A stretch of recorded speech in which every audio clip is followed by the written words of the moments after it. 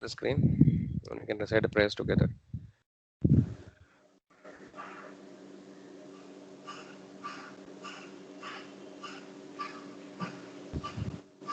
You are able to see the screen? What is?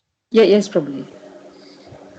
ॐ अज्ञानतिमिरान्धस्य ज्ञानाञ्जनशलाकया चक्षुरुन्मीलितं येन तस्मै श्रीगुरवे नमः श्रीचैतन्यमनोभीष्टं स्थापितं येन भूतले स्वयं रूप कदा मह्यं ददान्ति स्वपदान्तिकं वन्देऽहं श्रीगुरो श्रीयुतापदकमलं श्रीगुरुं वैष्णवांश्च श्रीरूपं साग्रजातं सहगणरघुनाथान्वितं तं सजीवम् साद्वैतं सावधूतं परिजनसहितं कृष्णचैतन्यदेवं श्रीराधा कृष्णपादान् सगणललिता श्रीविशाखाम्बितांश्च हे कृष्णा करुणा सिन्धो दीनबन्धो जगत्पदे गोपेशा गोपिका कान्ता राधाकान्ता नमोऽस्तुते तप्तकाञ्चनगौराङ्गी राधे वृन्दावनेश्वरी वृषभानुसुते देवी प्रणमामि हरिप्रिये वाञ्छाकल्पतरुभ्यश्च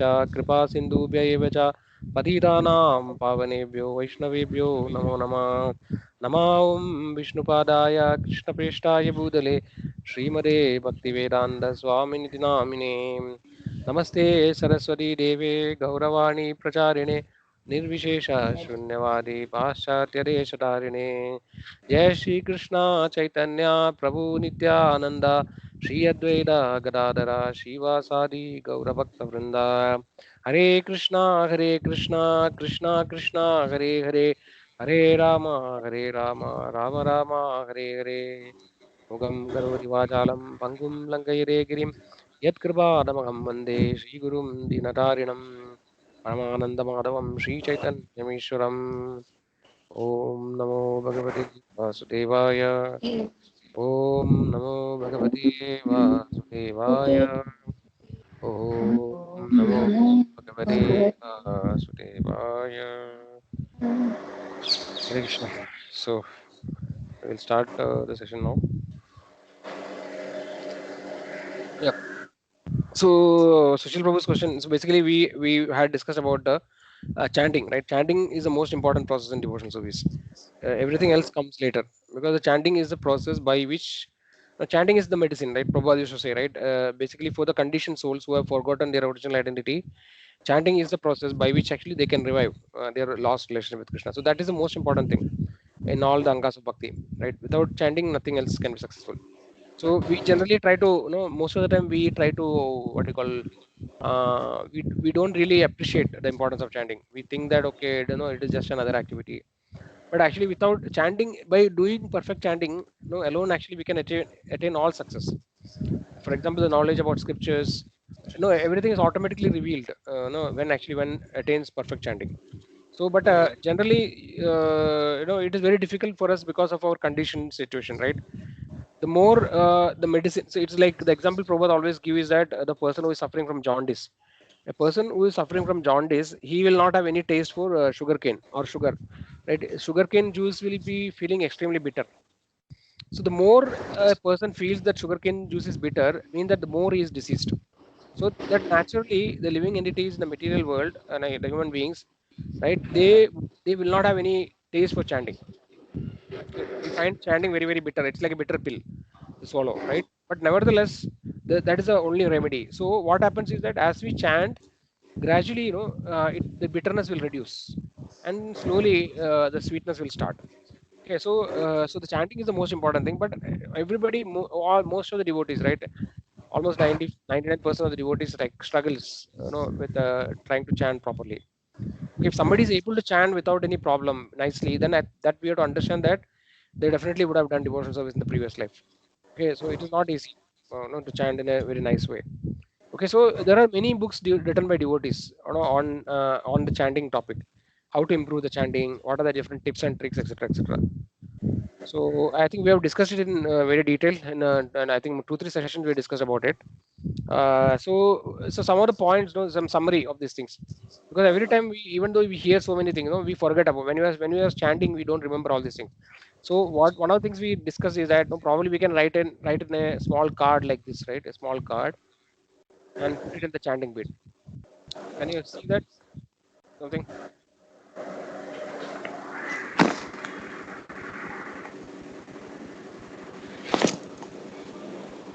Are you able to read? I'm able to see, but I can't read, Babaji. Okay. So it's a small card actually. It's in the small circle. It's not on the main screen. Oh, okay. Fine. Yeah. So you can make out there is a small card, right? It's like a visiting card. No, we have a card when we go like that. I've written a small card. You can also write in the paper.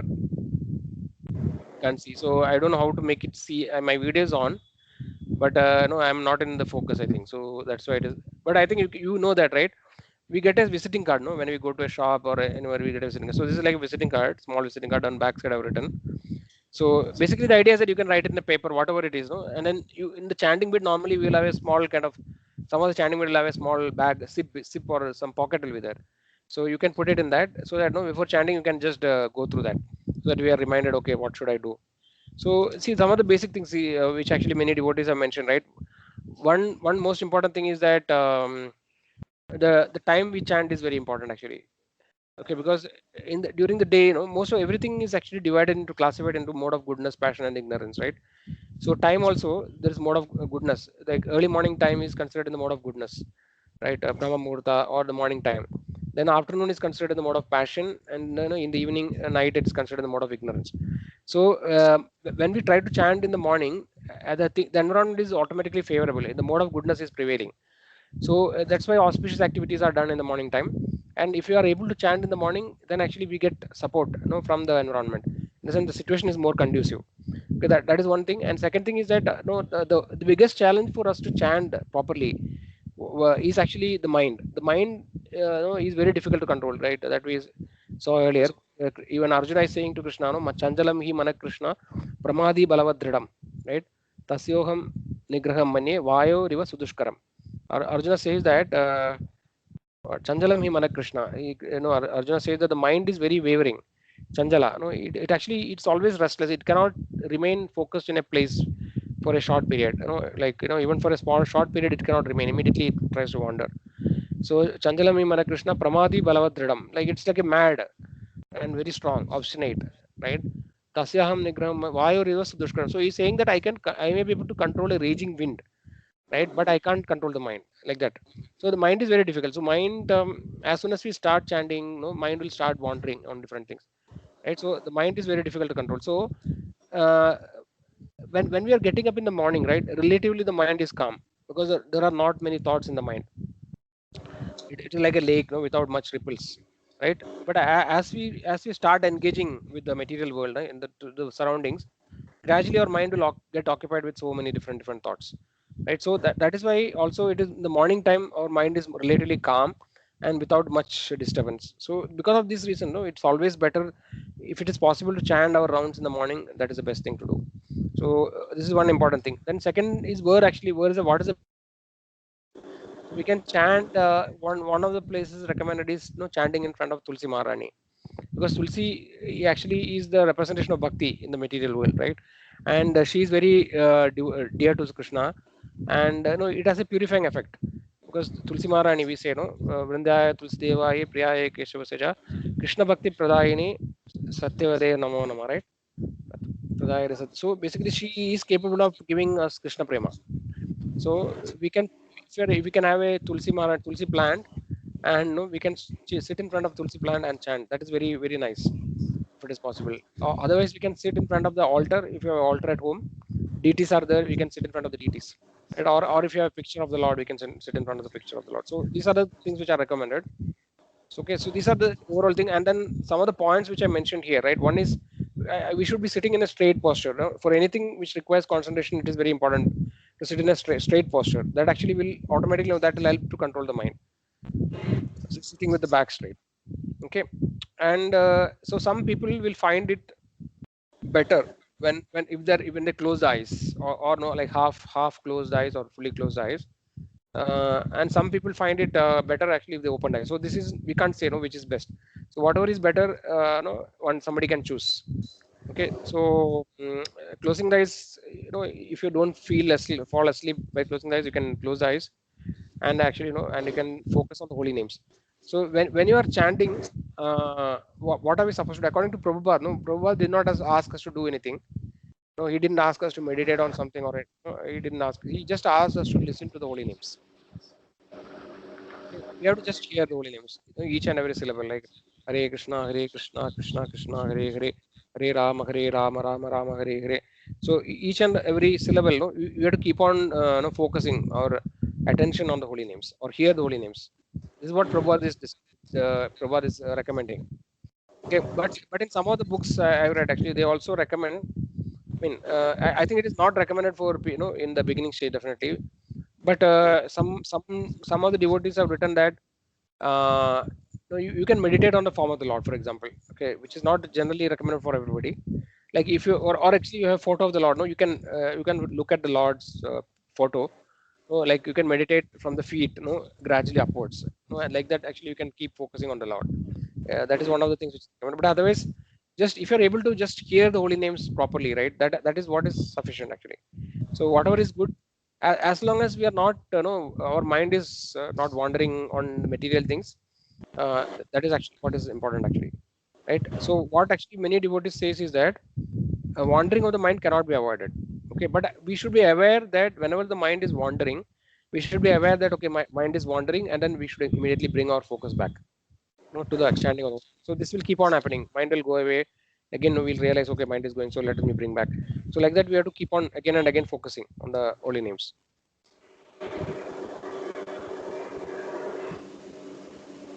Yeah. So see, for some of the things which I think it is for very exalted devotees. They say that actually they can think about Krishna, Radha and Krishna and Vrindavan. But I think that is not for new devotees definitely. Then the mood of chanting is important actually. We should remember that the mood of chanting should be like like the crying of a small child for his mother. Right? How we should be in a helpless mood chanting the holy names. So basically, for doing that, we should be convinced of our fallen position. Basically, this very important shloka in Shikshashtaka is there, which says that Trinadabi Sulichena Taro Ravi Saishuna Amanina Manadena Kirtaniya Sadahari, right? So here it is mentioned who can chant the holy names of the Lord constantly. What is the qualification to chant the holy names of the Lord? What is mentioned is that one who is actually more humbler than the grass, a blade of grass, and who is more tolerant than a tree, right? And who is ready to give all respect to others, and who doesn't expect any respect from others, right? So one who is in such a humble position, he can chant holy names of the Lord without any problem, without any difficulty.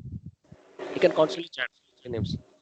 Okay, so this means that this mood will only be achieved when we really realize our fallen condition. So generally, problem is that in the beginning, no, we think that we are very very nice.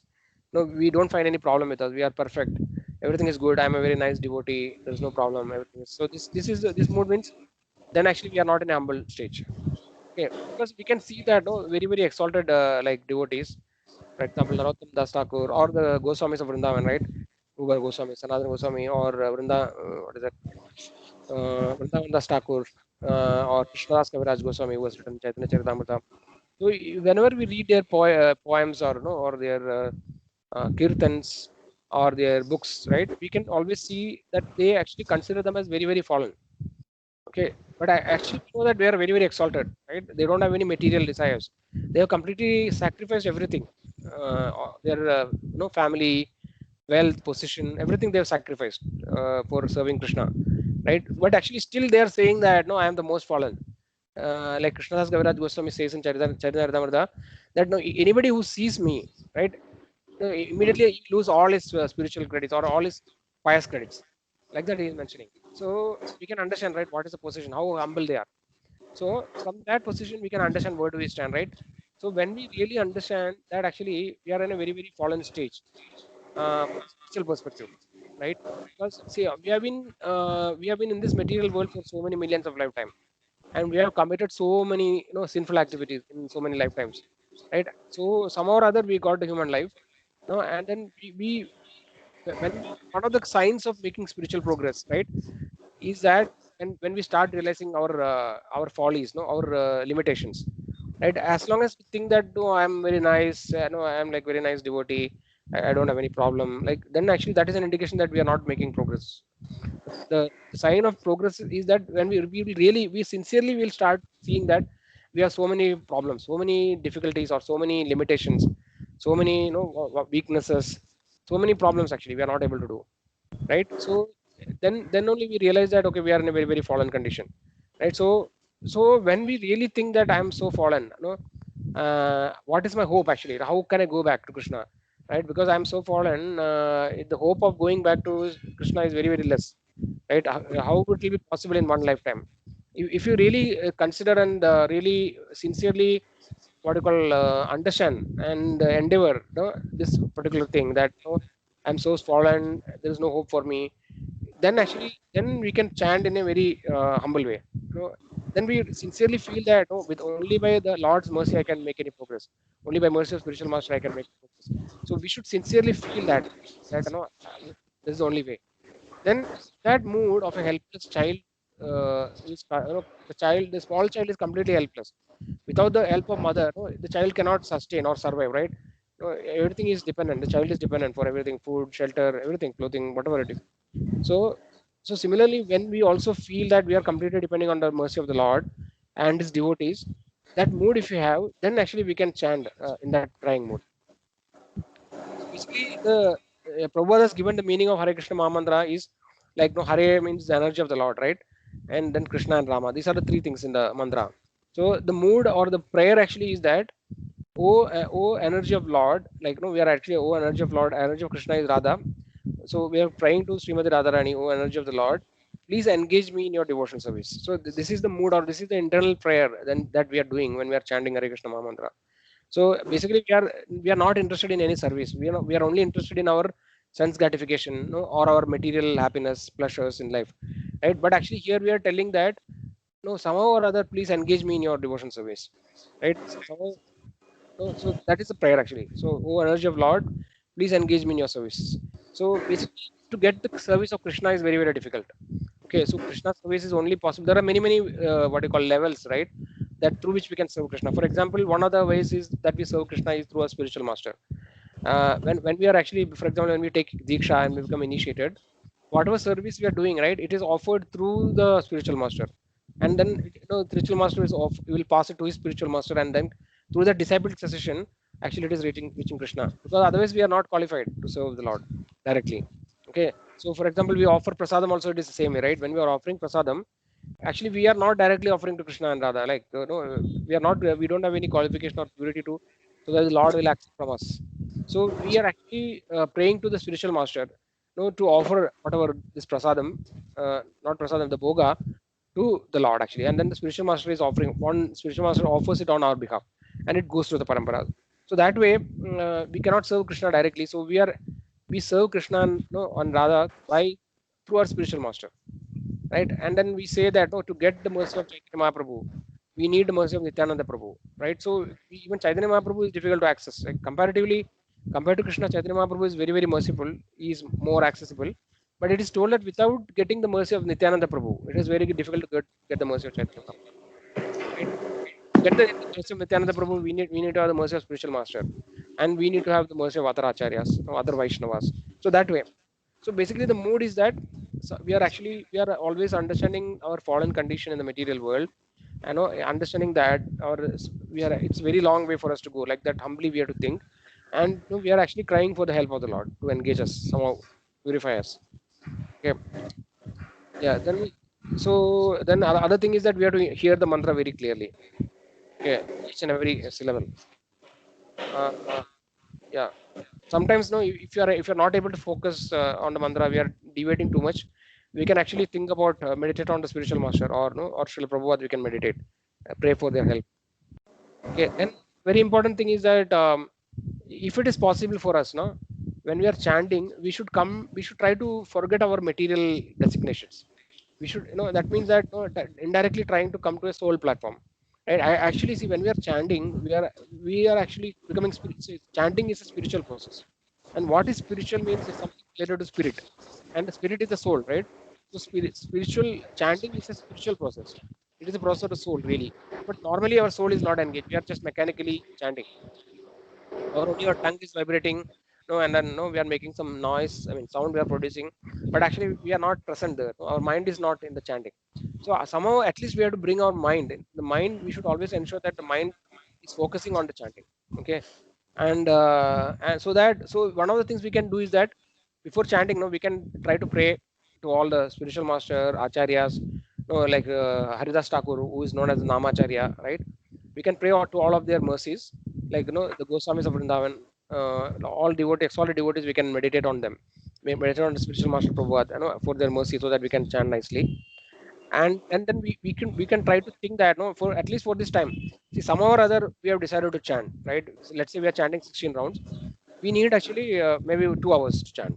So, or whatever, somebody may be chanting, no, like for half an hour, somebody may be chanting for 1 hour, whatever it is, whatever time we have decided, we have to think that, okay, this time I'm already decided for chanting, let me only do chanting, nothing else during this time, so that all distractions are away. And at least for this time of chanting, we try to think that I'm not this body. Okay, I'm thinking that I'm the soul. No, I'm just see, I am a body currently. Actually, I always think that I'm a body and so person. When you think that I am this body, then all the associated thoughts will come to us, right? Like, I have to go to office today, this problem is there in the office, I have to cook this particular thing. Like my children, you will think about children, your parents. So if it is possible temporarily for 1 hour, no, let me forget about all my material designation. Let me come to, try to become to the soul platform, right? And I don't, and then think that I don't have any, all these relationships are temporary, right? I had many relationships in many lifetimes, right? For at least for this time, when I chant, let me forget about all these temporary relationship, like that you can try to meditate, so that, no, so that these distractions will reduce. Okay, then so these are some of the, Sushil Prabhu, so these are some of the points which I mentioned. So just to summarize, no, like, one is the sitting posture, right? Then you either you close your eyes or open your eyes, whatever is suitable, that posture you decide. Then focus, and then, if possible, like, you can meditate on the form of the Lord, if it is otherwise, if you're able to just focus on the holy names, that is sufficient. Coming to the soul platform, forgetting about our bodily designation temporarily. uh, yeah, meditate on spiritual master. So these are some of the points which I have noted. Sushil Prabhu. Yeah, Prabhuji. Yeah, thank you. Sure. So any question about this till now, what we discussed?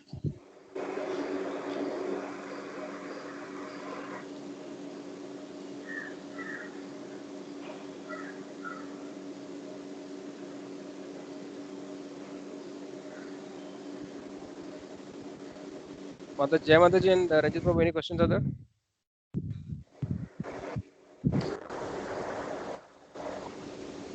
No, Prabhuji.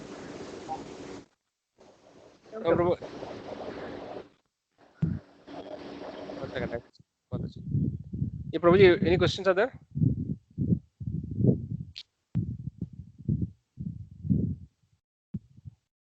Prabhu, you're asking me? Yes, Prabhu. Ranjit? Yeah, Prabhu. No, no specific question as such. So what should we do next? So in the topics, Prabhuji, Ranjit Prabhu and Jai Mataji, whatever topics we have discussed till now, do you have any questions? We can any doubts or anything, no? Probably we can discuss.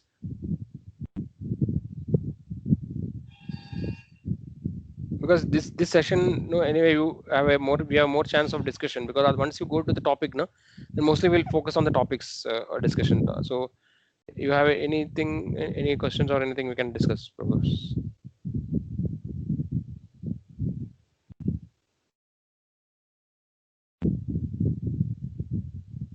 Jai Mataji, do you have any questions? Prabhuji, whatever like we are discussing is basically general topic, or is it for like taking shiksha? That I had a doubt. Bhakti Vriksha usually, is that for taking shiksha, or generally it's for like knowledge? Well, I don't know what is that, Prabhuji. Okay, so Bhakti Visha, Mataji, so see, Shiksha, the idea is Bhakti Visha is to systematically, study about scriptures and all the different aspects of devotional service. So that is the idea of Bhakti Viksha. So, as you can see, right, I don't know, it takes around 2 years minimum to complete entire thing, right? If you do a weekly program, It takes that much time minimum, about 2 years.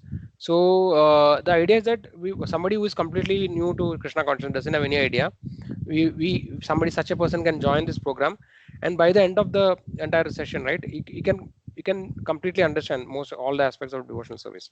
So this is one of the general aspect of Bhakti Viksha.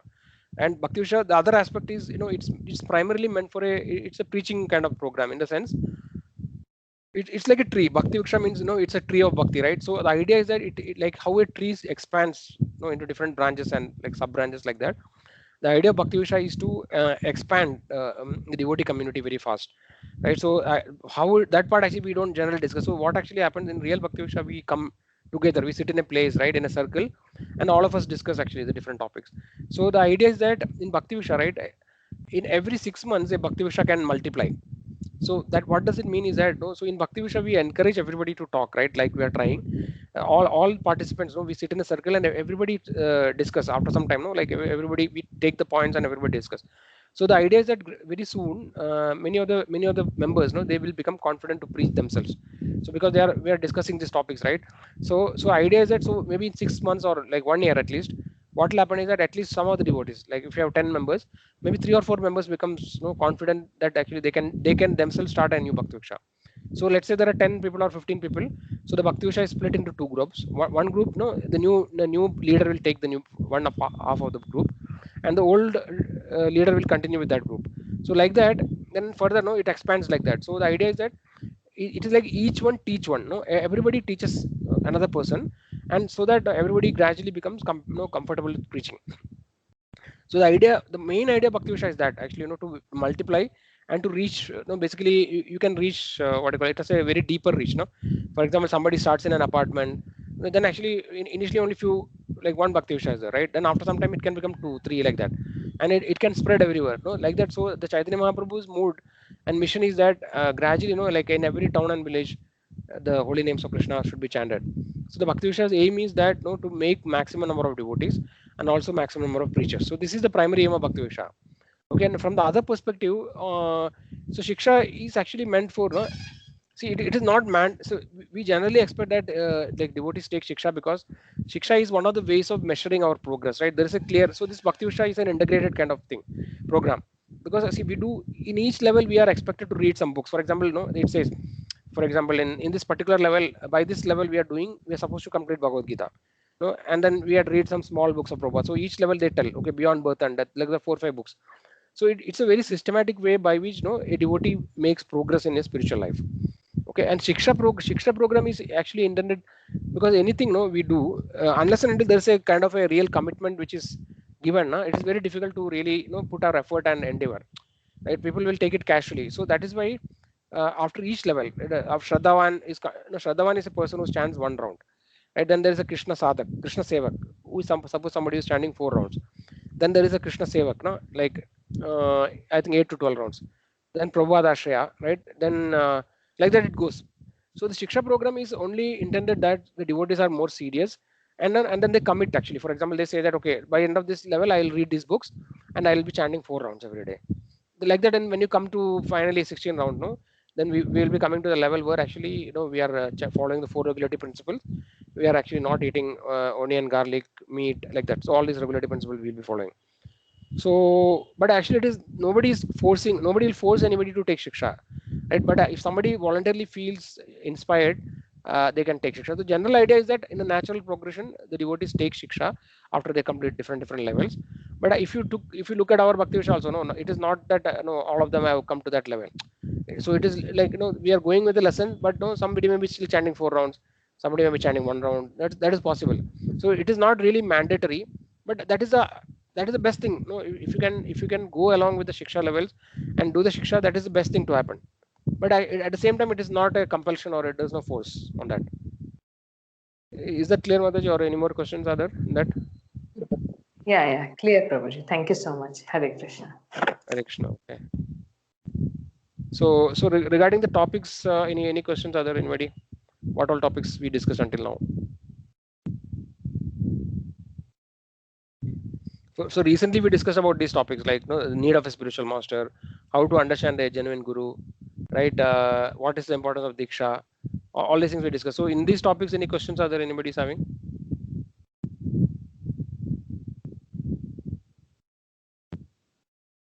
No question is a bad question. So don't have to hesitate actually. Okay, this question is not appropriate, or no, what others think. Don't have to think like that. We can discuss this. Bhakti Vishaya is supposed to be. The only unfortunate situation is that we are actually only able to meet online. So when we are in person, I think we will be like generally devotees are more comfortable, and then we can openly discuss. But yeah, we can't change it. No, as of now it is like this. So yeah, but I would encourage please clarify any questions you are having, doubts in all the topics that we discussed until now.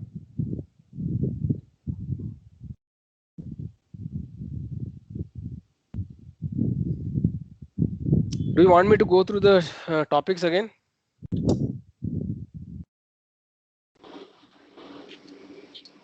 Prabhuji, you mentioned about 5 modes of bhakti, right? Or 5 angas of Yes, Prabhu. bhakti. That's something Yes. you can highlight. What are those? Yeah, we can discuss. So this anyway we will be going to discuss in the coming days. Okay, Okay. but I can briefly tell what are the 5 angas of bhakti, right? So so one is actually the holy Mathuravas, they call it, right? So that is living in a holy place. Then actually the second one is the chanting of the holy name, when reading the Srimad Bhagavatam and other scriptures. Then deity worship and association of devotees. So first is we can see here the importance of holy dham, right? Living in a holy dham is very very powerful and important. So we will discuss it in more detail. Then the next one is okay, this is a handout.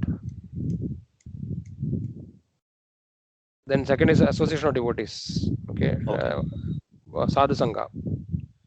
Okay, this is very important anga of bhakti. Then discussion of shastras or reading Srimad Bhagavatam or scriptures, right? So this is another important Bhagavata seva. Then the next one is deity worship, worshipping the deity, right, at home or in temple, right? If you have at home, then we can have more closeness with the deity. Okay, so deity worship is very very powerful actually. So why generally we don't initially understand, right? Why deity worship is important, but actually deity, because the deities are considered as the incarnation of the Lord, right? It's known as Archa Vigraha. So I don't know whether many of us have come across many stories, right? In today's world also, many devotees have different experience with deities. The deities actually reciprocate with the devotees in various ways. So it is very confidential thing. But no, if you have faith in the deities, right, then actually the deity will behave like a real. It will behave like a lord. I mean, it does no difference between the deity and the supreme lord. So how you take care of the deity, right? Accordingly, the deity will actually it will definitely come in your life in various occasions.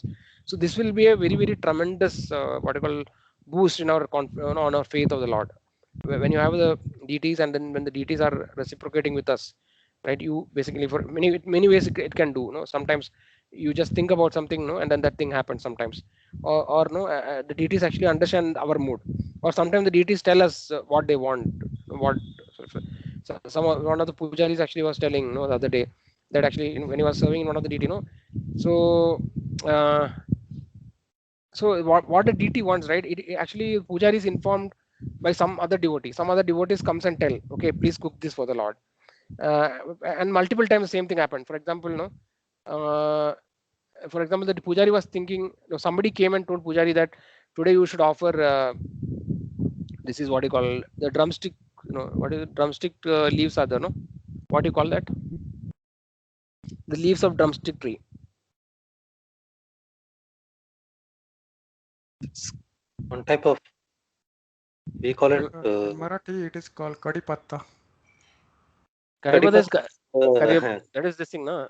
Curry coriander leaves. leaf. Curry leaves, yeah. There's a drumstick leaf, we call it as Muringakira, Mm. south. Yeah. Kira, right? This Chitramadi, what do you call?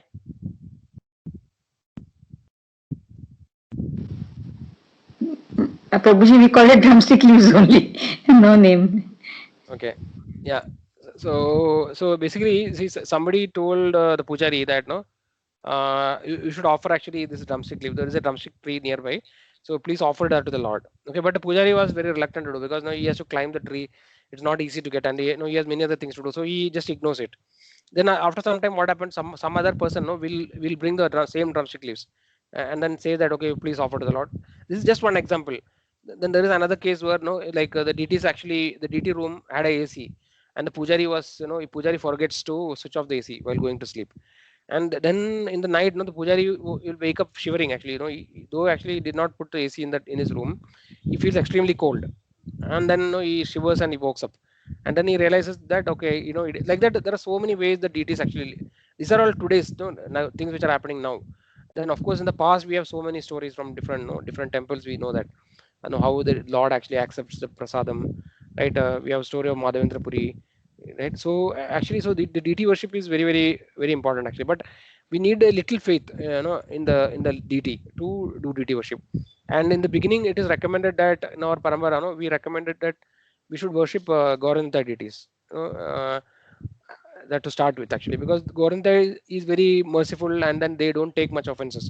If you want to do proper deity worship of Radha and Krishna, that is the highest, topmost form of worship, highest worship. So that requires very high level of purity, and then we have to follow strict rules and regulations. So that is not recommended in the beginning. So initially, it is recommended we can start. No, Gauranta is very merciful, and if you make some small mistakes, they don't take any offenses. So Gauranta is recommended initially.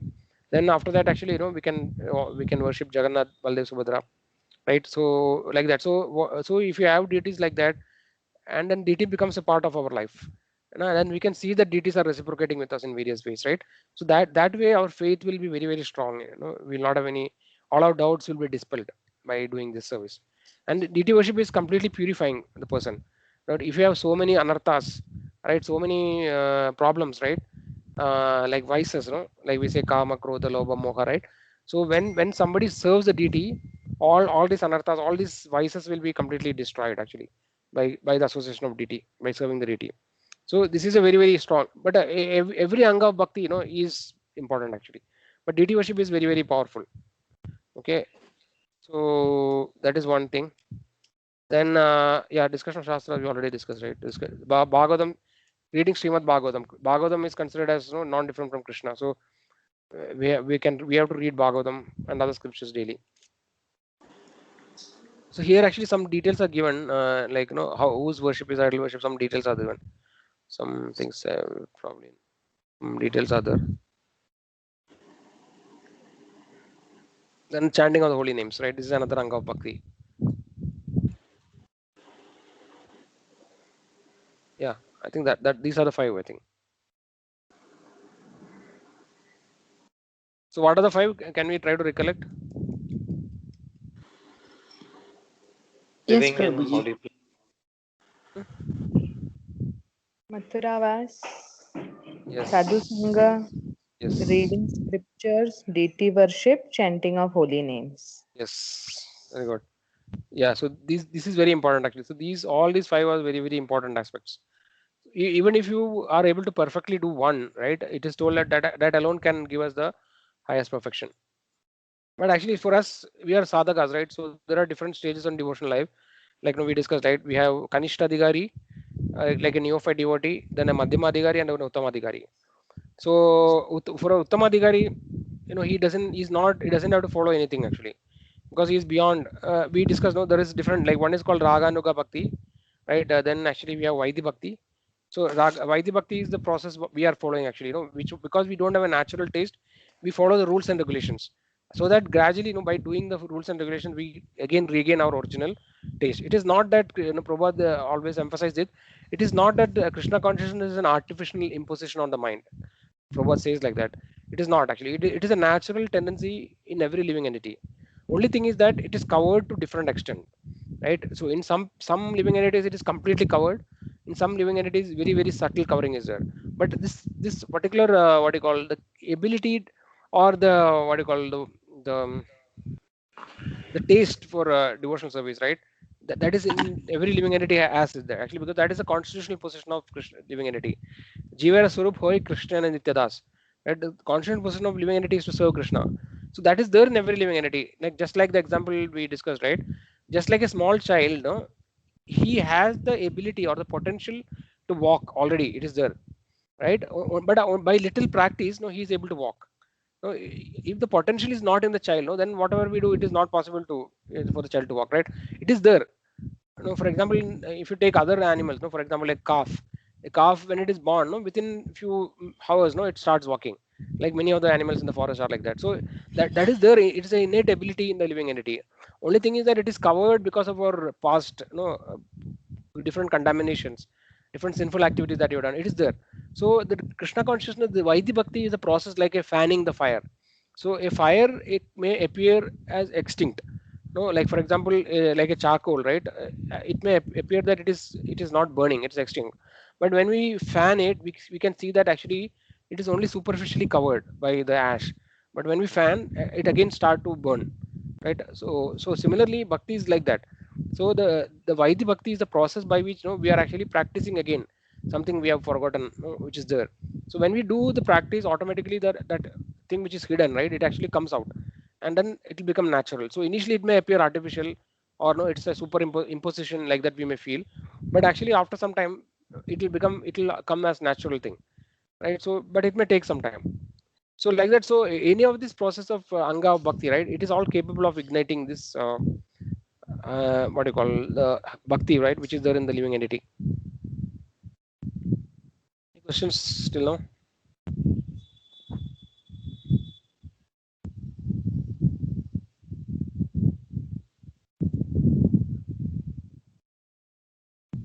Prabhuji, Hare Krishna, Prabhu. Mataji. Vaidhi Bhakti is starting, right? Yes, First. Mataji. Then after that, what is that you said, Prabhu? Raganuga bhakti. So that is spontaneous devotional service.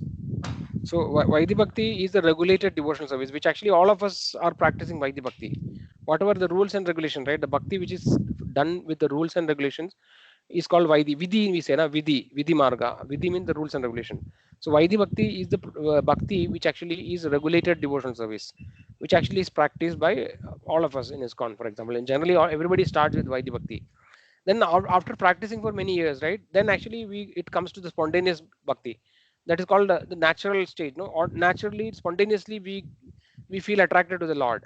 But spontaneously we do the devotional activity without anybody forcing us, right? We automatically that spontaneity comes actually in the attachment to the Lord. So now generally we don't have really love of God, right? We say, no, the idea of actually pure devotion service is Krishna prema. We say, no, like is love of Godhead. But generally we don't really have any love of God, right? I mean, I don't know, somebody may have, but most of the people doesn't feel that actually, like we have so much attraction to the Lord. We cannot, like Chaitanya Mahaprabhu says that yuga idam nimishena chakshusha pravarshayidam sunyaidam jagat sarvam govinda virahena me. He said that, no, yuga idam nimishena, no, if you feel that actually, like, yuga idam nimishena chakshusha. So basically you feel that when you feel separated from Krishna, no, one moment feels like a yuga, that, no, like that he feels actually. Every moment he is actually so much suffering because of separation from the Lord. Yuga idam nimishena chakshusha pravarshā idam shunya idam jagat sarvam. He feels the entire world is completely empty. So that kind of a severe feeling, right, we don't have. When somebody becomes very very progress advanced in devotion service, then they actually feel like that. They cannot, they always think about the Lord, and then they cannot tolerate actually the separation from the Lord. So that is a real elevated state of love of Godhead. So that is very elevated. So we start with the Vaidhi Bhakti, and when we practice for many years, when we gradually become perfect in chanting, and when all our anarthas are removed, then actually we start getting taste. Then actually this Raganuga Bhakti is coming to that stage, spontaneous devotional service. Is it clear, Mataji, or any more clarification? Yes. This is the last, right? Raga Nuga Bhakti, the topmost stage. Mm, Or is there anything about? see, the actual levels are like this, Mataji. I'll type it here. Basically, it says that Adav Shraddha, starting is Shraddha. Adav Shraddha, Tada Sadhu Sangha. Then Bhajana Kriya, Anartha Nivritti, Nishta, Ruji, Asakti, Bhava, and Prema. I think beyond Ragana Bhakti there is something I can't remember exactly. So basically, so that is a too high broad classification. But actually, a sadhaka, he passed through these different stages. 9 stages are there.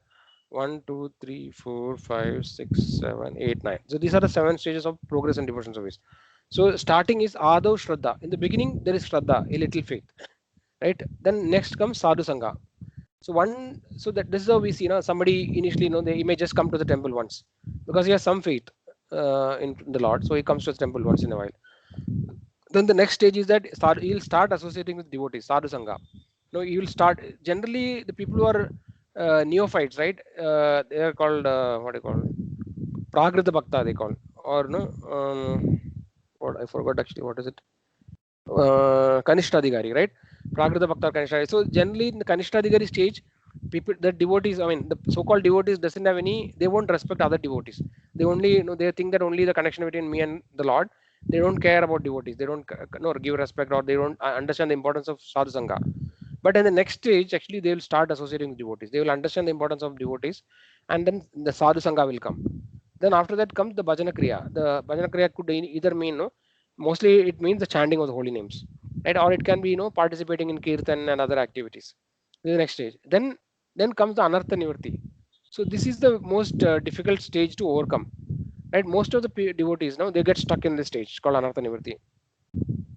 So anartha nivrti is called the clearing stage. This is a stage where, our all our sinful reactions are getting eliminated.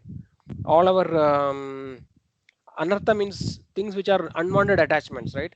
The anartha nivrti is getting rid of all unwanted attachments. So this stage is very, very difficult to overcome. We most of the devotees will spend like many, many years in this.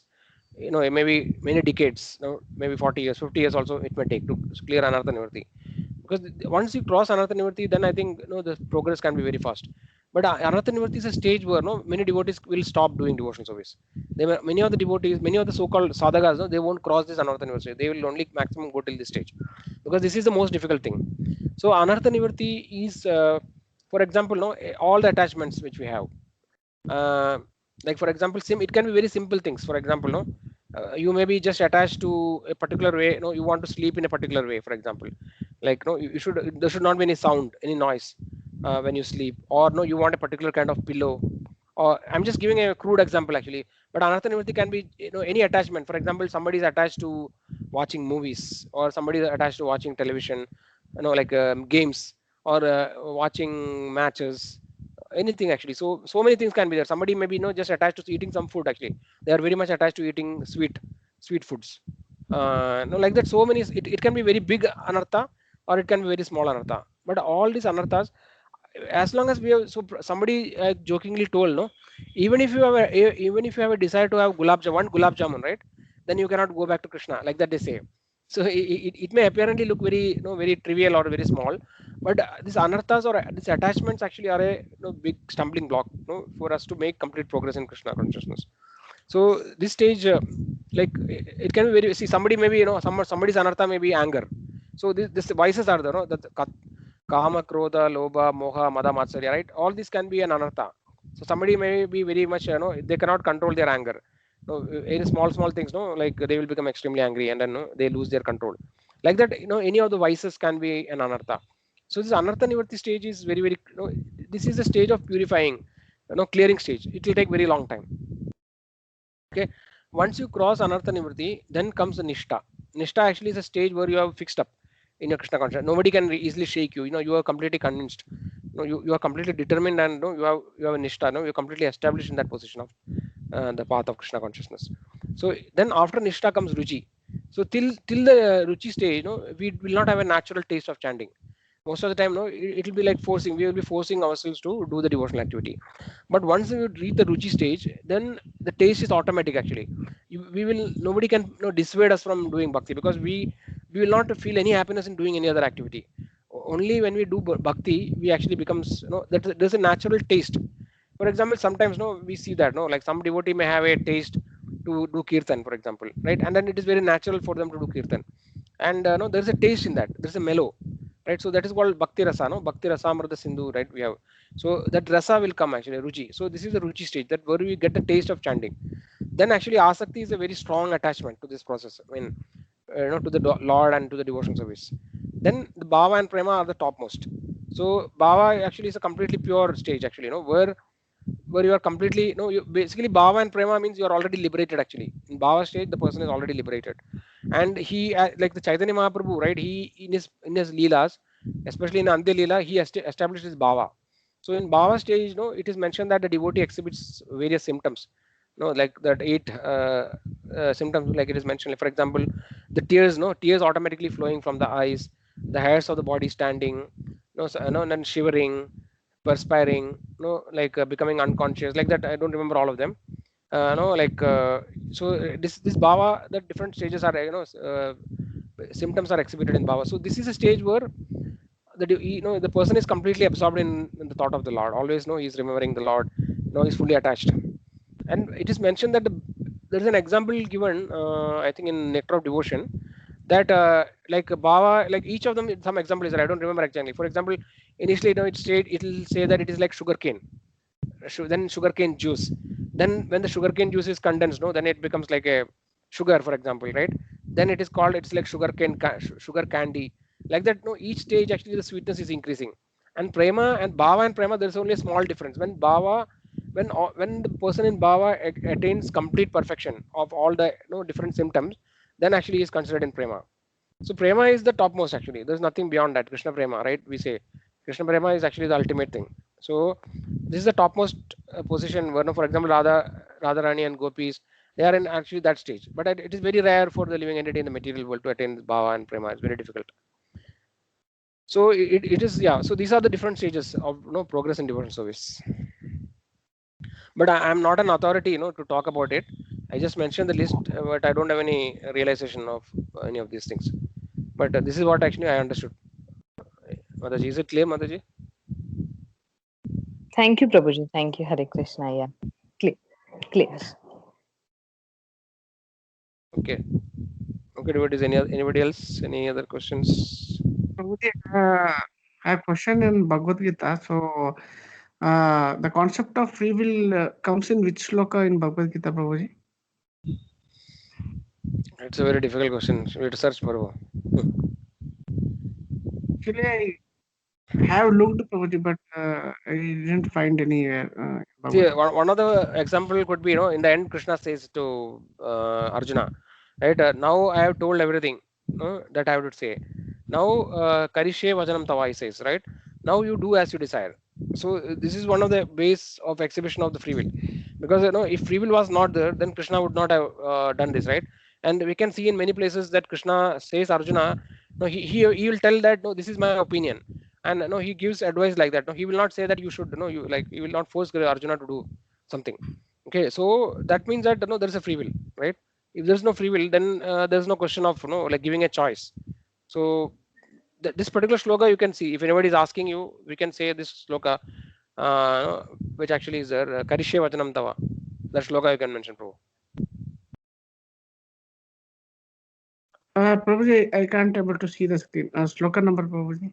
And I'm searching actually, just give me a moment. I think 18.73.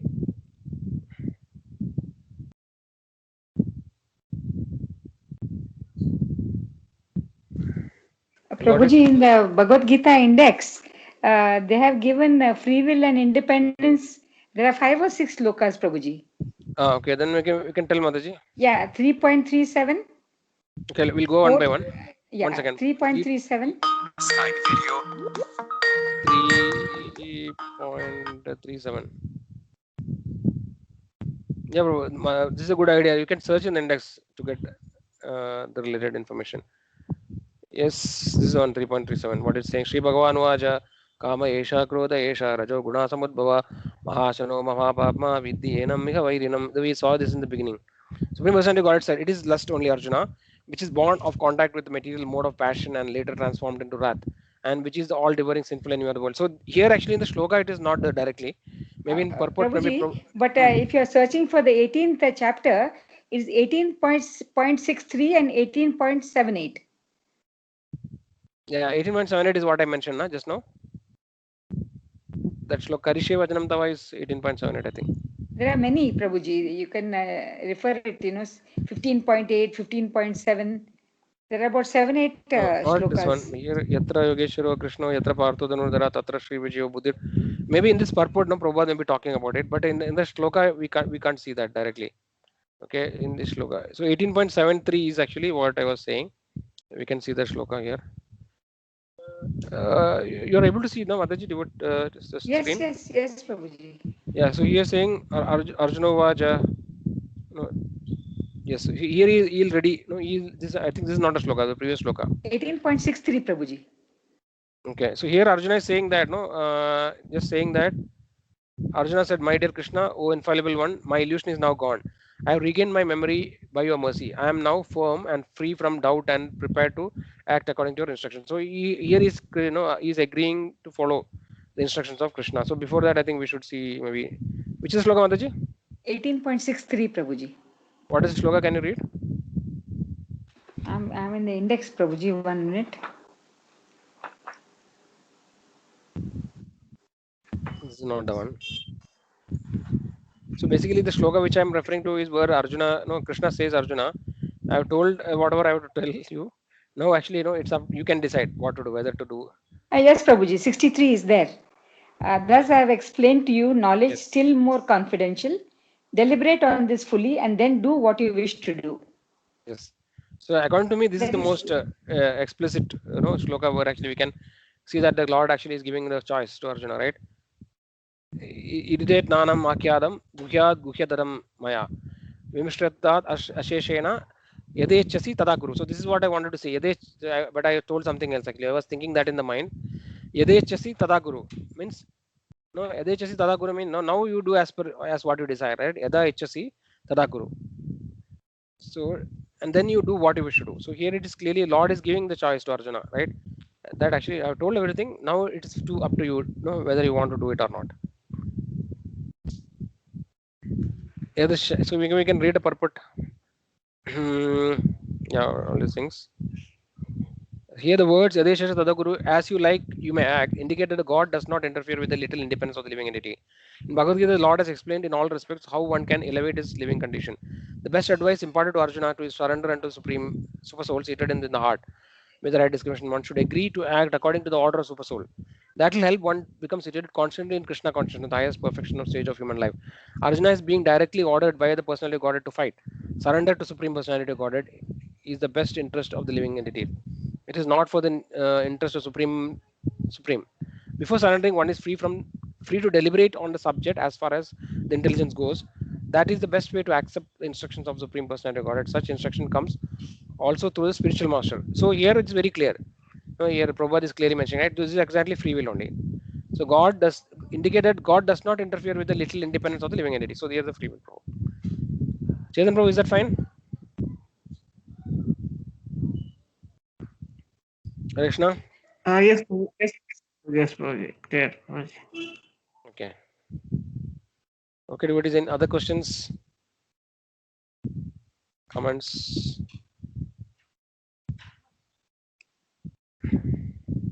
Okay, what we will chant one round together, and when if some questions comes, we can discuss in the end.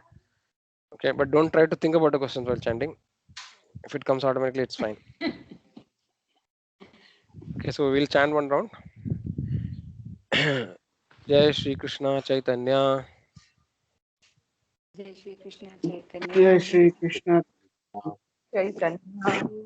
Prabhu Nityananda. Prabhu Nityananda. Prabhu Nityananda.